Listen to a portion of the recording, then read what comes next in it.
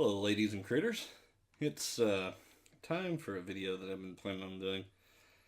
This particular one I've been planning on for a while, but I'm planning kind of a whole series of videos based around the same idea that I'm calling a series that would be called Unpopular Opinions. Now, as you can imagine, just from the title alone, it's probably some stuff that may trigger some people, and it's not exactly a mainstream line of thought on some things, probably. But it's my own personal opinion, no one else's, and no animals were harmed in the process of making. I don't know any other legal disclaimer. My opinions, not anyone else's. They're all my own. Yada yada. Anyway, today I will be tackling a subject on one of my favorite pastimes since I was a kid: gaming. I have a Nintendo Switch, by the way, and it kind of ties into this. So, in the past year or so, for one, earlier this year I bought this Switch, and in the past year or so, there has been a game on the Switch that was a realistic contender for Game of the Year. And technically, I don't know if it would win Game of the Year this year, if it would have been up for it last year, I can't remember. Anyway, I think everybody knows exactly which one it is. It is The Legend of Zelda Breath of the Wild. Now, let me preface this with some information. I'm a huge Legend of Zelda fan. I always have been. My very first experience with it was Ocarina of Time on the 64. I wanted to say Majora's Mask, but oddly enough, I'm pretty sure I actually played Twilight Princess before it. Played Majora's Mask later because, well, when the internet was still kind of in its infancy from the early to mid 2000s, it was still kind of hard to find a expansion pack to play the game with. And it wasn't really technically, I guess the N64 wasn't a classic console at that point neither, so they didn't really have, expansion packs in stores neither, because it wasn't like an accessory for a classic console because it had just been discontinued a few years prior. Long story short, it was years later I got to play Majora's Mask. Loved it. Fantastic game, by the way. Ocarina of Time, arguably one of the best games of all time. I'm not even sure if you would have to put arguably in front of that, honestly, because I think 98% of people would agree with you. Now,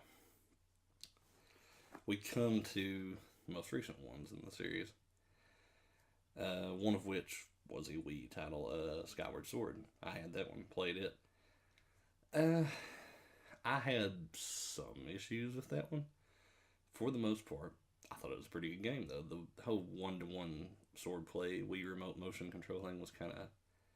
I felt like that was kind of gimmicky, but at the same time, it did make even common combat more challenging. So, I kind of get what they were going for, but I think it was poorly implemented. And because, you would have enemies like hold their weapons in just like really awkward positions because they were trying to block yours, and it looked really weird and unnatural. And it's also like it slowed down combat because where you were actually meant to like look where they were holding their weapon, and then you were supposed to like swing yours in the opposite direction to hit them, and they were kind of moving slower because of that, trying to give you time to kind of figure out where they were holding theirs and what you were supposed to do to counter it, and it made it just, the combat was really slow and unnatural. The story was pretty great, I thought. Pretty good origin story for the series, if you will. That being said, boss fights in that game were pretty good. Coloctos, the guy you actually had fought, big golden statue guy, like 6 arms. Anybody that's actually played it knows what I'm talking about. Probably one of the coolest boss fights in the series, honestly, because it's really cool. It's just, if you've never done it, I won't spoil anything for you. Go look up some videos of it if you really want to, or play the game, but really cool fight. That being said, we get to the latest one, which is obviously Legend of Zelda Breath of the Wild. Now, this game was getting 10 out of 10 review scores across the board. Everybody's like, oh my gosh, this is changing the future of Zelda. It's such a new thing, it's an innovation, blah, blah, blah. Okay, here's the thing. And this is where the unpopular opinion comes in. It's not a bad game. The way I explain it to people when I've said it before is it's not a bad game, but it's not a good Zelda game.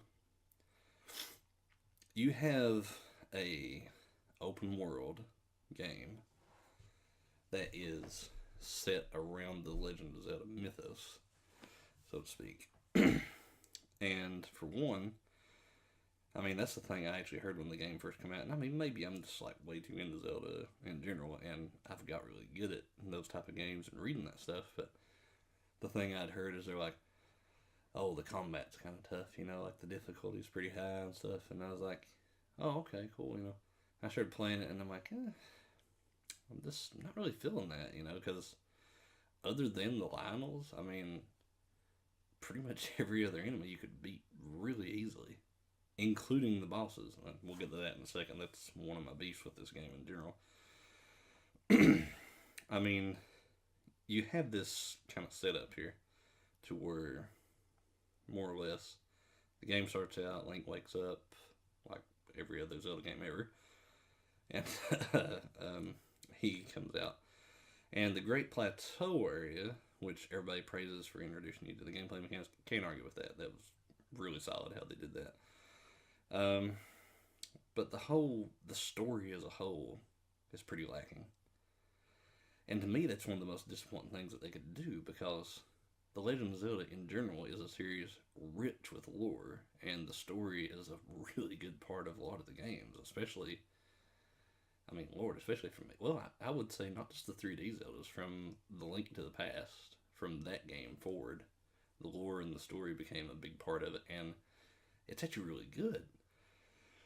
So the fact that there is a huge lack of story in Breath of the Wild, and I get it too, because it's kind of like a free roam thing, and it's an open world experience, and everybody's like, well, there can't be a whole lot of story, because then it would kind of like make you have to do certain things in order for it to unfold, and it kind of destroys some of your freedom. And I'm like, yeah, I mean, I get that, but it feels like they could have put more story in it while still keeping it the open world freedom experience than they did. Like, they still didn't put enough in it. Case in point, I mean, for one, I don't know why they didn't do this with this game, especially with the DLC. For one, there should have been an epilogue to the story in general. Some missions and stuff you could play in the DLC that actually occurs after the main storyline. And there should have been some DLC to where you could actually play some stuff before the Calamity, like while you're with the other champions. I think that would have been fantastic, because clearly there were monsters in the land then. The Yiga clan, you had them that was trying to resurrect Ganon, and Ganon was growing in power. Yada, yada, yada. All that. And it kind of mentions all this, and you see those little clips and the little memories that you find in the game and everything, but you don't get to experience any of it, and it just feels like a wasted opportunity. Now, I'll get to two of my biggest gripes about the entire game, because I don't want this video to run forever. Basically, number one, and this is probably a common complaint from a lot of people that don't like it, Breakable Weapons. Me and a good friend of mine just had a conversation about this the other day about this game. Breakable Weapons, to me, it takes a lot of the point out of even having a progressive weapon system anyway. Because if you get to a point and you play through the whole game and you have these weapons that you're constantly breaking and you're changing them and stuff, and then you get like, wow, this is like a Royal Soldier's broadsword, this is really nice, or something. Or, well, let's say, because obviously we know what the Star Sword of the game is. Let's say a trident of some sort. You get like a royal trident or something like that. You're like, wow, this is really cool. And while obviously it is way more durable than any other weapons in the game, it still breaks. You can get the very best weapon in any particular category, trident, let's say club, like whatever, bows and stuff like that. You can get the very best one in the game, period. And the only advantage it has to just a simple like soldier's bow or something like that, or like a traveler's bow, the only advantage it has is that it lasts a little longer in durability and the damage is way higher. But other than that, it still will break at some point. Now, I get they wanted to have a breakable weapon system, and that's fine, I guess, but like, especially you should make it to where at some point in the game, especially closer to the end game, where you could actually get a weapon in each category that, like, oh wow, this one doesn't break, or at least have some way to repair it. You know, I mean, you have the guy like in Zora's Domain, and then the Goron guy too, who can like remake the champion's weapons, and that's fine, that's cool too. But like, if you're gonna have people like that in the environment and have these blacksmith people, for one, you should have had a system set where you could actually buy certain weapons instead of just items. And two, you should have had a system set where you could repair certain powerful weapons that you liked. Because at some point in the game, you get to a point where you got enough rupees to where you could probably just, you're not really hurting for them, so you could buy weapons that you liked and keep them if it was ones that you liked. And I think that would be a good reward for progressing that far in the game and dealing with all the crappy weapons that you have to at the beginning of it, and then being able to do that. Another grab that's kind of connected to this one, the Master Sword. Master Sword, introduced in Link to the Past, literally is like the sword of the series. I mean, there's literally been entire games based around this sword, Skyward Sword, and the creation of the Master Sword. It's this big, legendary, mythical blade that can shoot like energy beams and stuff like that. The bane of evil. But even when you're using it against something that's evil, it can lose its charge and becomes inactive for like 10 minutes. I mean, that's why. I mean, you have to have, I think it was 13 or 14 hearts to even get it. It's in a hidden area of the map that you gotta go through, like, jump through hoops to even get to it. And then once you get to it, you gotta have so many hearts pull up out of the ground because it will literally kill you. Well, the game stops it, but it will literally kill you if you try to pull it out of the ground without all your hearts that you have to get it. So you go through all this crap to get it. You go to the end of the game. Even you can be fighting like Ganondorf, one of the Blats or something, and it can still lose its charge while you're fighting one of them. Granted, the power increases a lot, but why would it lose its charge? If it grows stronger in the presence of evil, which is like the kind of lore behind it, then wouldn't it be powerful enough to not break? Because it don't actually break, but to be unusable? I mean, that would only make sense. At least in boss fights. I mean, I could see it doing it with regular enemies. That's fine. Because it's such a powerful blade in the game that once you do get it, you can pretty much kill normal enemies with it in like 2 hits. That's fine. Hey, have it go inactive or whatever. But when you fight a boss, that should be active the entire fight. Although, it probably shouldn't be. And I say this to kind of segue into my next point of the fact that the bosses in the game, Thunderblack Ganon is probably the only one that gave me any kind of trouble at all. And then once I figured out his pattern, he didn't. That was it. And a pretty smooth fight. Fire Black Ganon was basically a modified version of the King Dodongo fight from Ocarina of Time. Because he did this big fire thing where he's going to shoot at a big beam, you throw a bomb into it, he blows up, and then he becomes vulnerable, you can hit him. Literally, you rinse and repeat.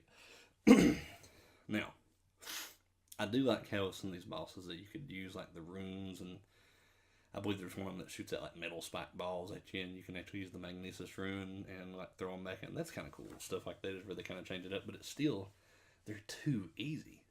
I mean, the Air Blight one I thought was stupid easy. I mean, well, let me put it like this, and this is just talking about the 4 basic bosses. Not to mention that the 4 Divine Beasts are pretty sorry excuses for dungeons. Really sorry excuses for dungeons. And they all look the same. They have virtually the same mechanic. You're just tilting and rolling them. I mean, with a little variation. Not much. There's no useful, interesting items. No hook shots. Like, nothing like that. They could have made a hook shot rune. I mean, that would have been... If they made a rune that was like a hook shot rune, that would have been pretty cool. But of course, you can't have something like that you would have to get to certain areas because that would ruin the open world experience. And I know that's a big part of it, but at the same time, you're taking away the heart and soul of what is a Zelda game. And finally, the final boss, Calamity Ganon. Now, I've never done it without the 4 beasts.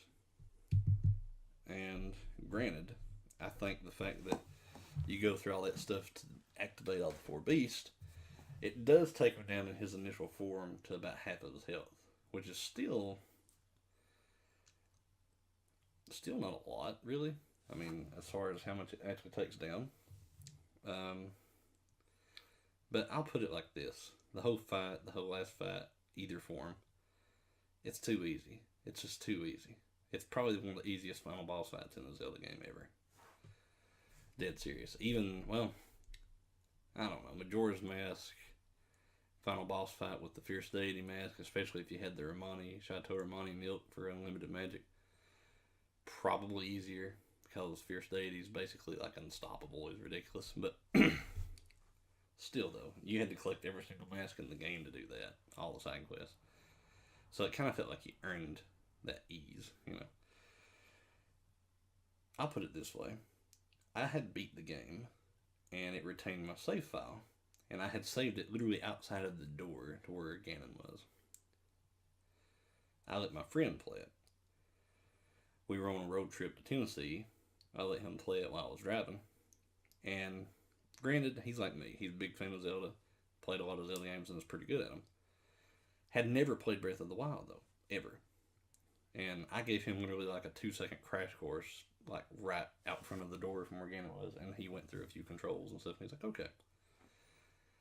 And he goes in there, final boss of the game, little to no preparation, had never played this game before ever. About 10 minutes he beat him. Like completely. Got to the end of the game. I mean, knowing that little about the game, with me just spouting off random hints and stuff without giving too much away while he was fighting, and kind of expecting him to fail, just so he could see and get a little taste of how the game is, you know. And he beat him. And like I said, he's good at Zelda games. He's not like no master at them or anything, though, which that's what I'm saying. In theory, even if you are good at Zelda games or any particular type of games, if I drop you in without ever having played the game on the final boss, you should get wrecked. You know, there's no reason you shouldn't get wrecked. And he didn't. And to me, and especially the last sequence of the final boss, the Beast Cannon, it's stupid easy. Everybody knows it is. And I get that apparently it's supposed to be like cinematic and all and everything. That's fine. But it's just too easy. I mean, you don't even have to be on your horse. You can literally run around and beat it. And the whole little quick time arrow thing in the air that you can do like at any point, and you can do it through the entire game, especially once you get your stamina upgraded a lot.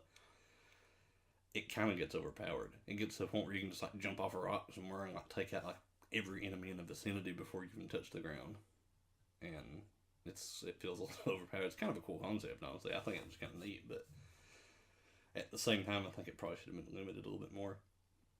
Now, also, speaking of storylines coming to a close and everything, you have the finality of this whole game with Zelda. Now, here's one thing I actually have heard negative comments on in this game. Some people kind of bash the voice acting. You know, like Zelda and the champion and stuff. That's one thing I actually thought was pretty good. I thought it was alright. It was passable, and it ain't nothing, not Oscar worthy or anything, but I thought it was pretty good. And the thing I really didn't get, I mean, I know how softly they had to walk around on this too with Nintendo and having the bad taste left in their mouth by the Zelda CDI games. They've never had Link speak in an actual official licensed Nintendo game, I don't think. Well, not vocally anyway. He actually technically says his name in Ocarina of Time, but still. Anyway, he never actually speaks vocally. Now, where they had full voice acting for almost every major character in this game, I think that if they had actually been real careful about it and selected somebody that could have done it good, they should have had a voice for Link. It would have made so much sense. And if you look into the lore of the game and Princess Zelda's diaries at Hyrule Castle, it actually mentions something about the fact that she talked with Link and asked him why he didn't speak, and apparently there's a reason why he don't speak. And I'm hoping they're not trying to say that's across the entire series, that oh, he's too afraid of like messing up and don't want to be judged of everybody, and that's why he's always silent and focusing on what he's doing. That's so stupid. I mean, it just is. I'm sorry. I mean, it might work for the Link of that game, but I hope they're not trying to say it's like a series-wide reason of why he doesn't speak or something. That's kind of dumb. But in general, the way I would sum this up is, like I said before, it's not a bad game. it is a bad Zelda game though. Because like I said, when you take away unique items, unique clothing that you have to go to certain places, I mean that's a big appeal of the series. Hook shots, Pegasus boots, mirror shields. I mean, that's stuff that's like definable traits of this whole game series. And when you take those away, and especially when you have all the weapons that you do get break and stuff, then a lot of that means nothing. And a lot of times the different outfits in the game have certain little perks to them. There's some of them that, other than looking different, that's the biggest thing about them, you know. And especially, and this is one thing that makes the game a little easy too. I'll just add this on in addition to the final boss thing. You can find a hardy radish around Zora's Domain, several of them. And the cooking system again, you can cook a single hardy radish, and it will give you a full health recovery plus 8 temporary hearts. So you can just have, I don't know, 6 or 7 of those and cook all those, and you have enough food for like the final boss fight to recover your health completely and plus 8 additional hearts in order to like you can max your hearts out easily.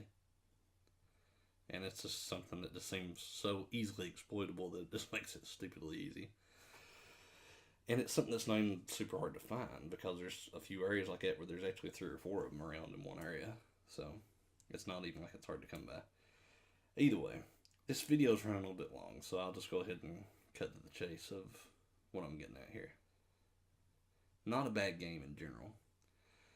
I think they tried to take so many different elements though from like Minecraft, Red Dead Redemption, Skyrim, other games like that.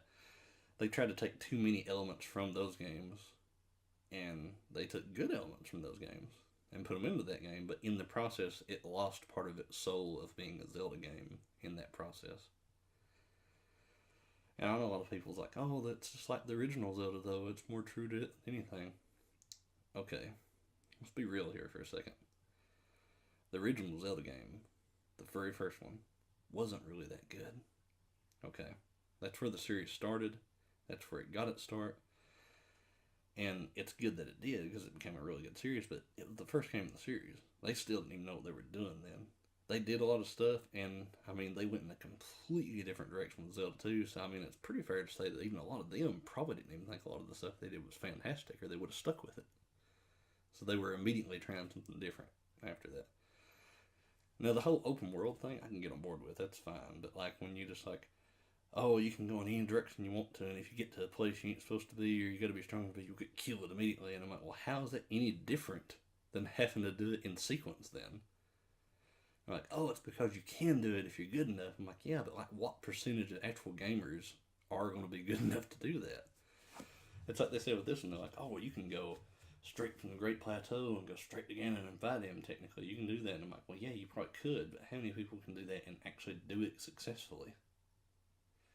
And having just said what I did, though, about how easy the final boss fight is, honestly, probably more people than should be able to. But still, it's unnecessary freedom that it gives you in a game, and the story suffers in the process. And that's just a fact. But it's a fact of my own making, which makes it simply my opinion.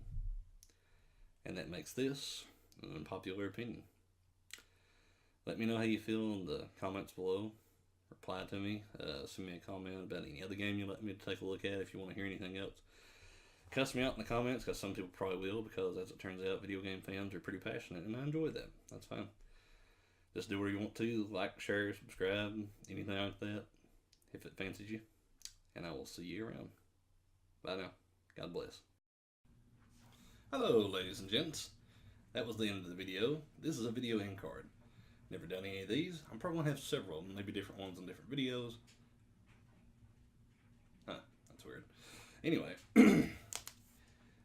I would like to hear some feedback on you. There's several videos I think I may do next, and I'm not sure what it's going to be yet. Now, I could do some audio and video, home audio and video instruction. One of my passions. Good thing I like to do. I could do more Hank Hill impressions videos. There's probably going to be some text here. I don't know.